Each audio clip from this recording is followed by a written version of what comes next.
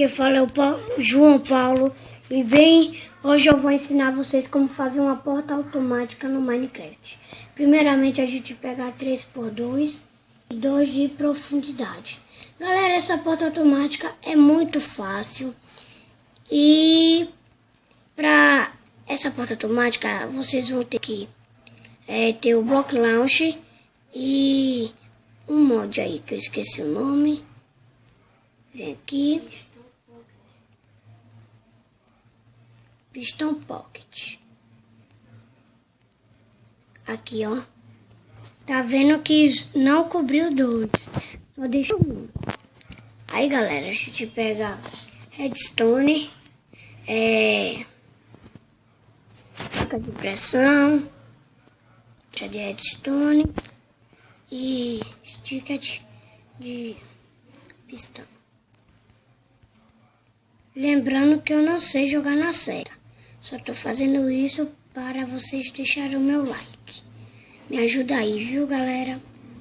Aí agora a gente pega a tocha de redstone.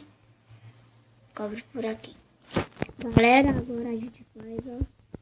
De lá. Lembrando que só deixa um. Aí cobre tudo aqui. O outro lá faz a mesma coisa e cobre tudo aqui.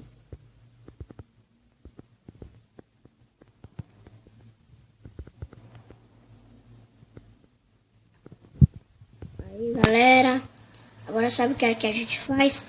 A gente pega o pistão.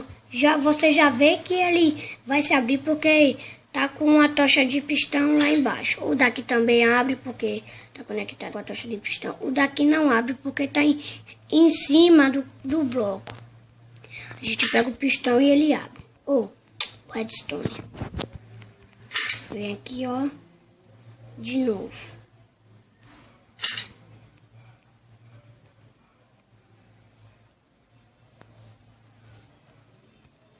Vou fazer um café.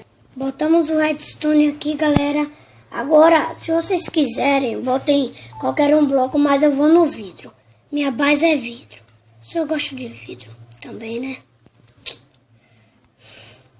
Agora aqui a gente bota a placa de pressão. Uma outra aqui. Uma aqui. Outra aqui. Tá feita, galera. Nossa porta automática aqui para vocês, galera.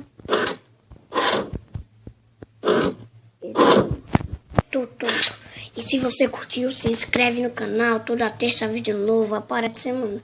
Dá o like e compartilhar para poder continuar. Vocês são minha força. Tamo junto. Vamos lá, guia. João Paulo. Mais uma semana com o Minecraft aí, meu amigo. Valeu, galera. Fui.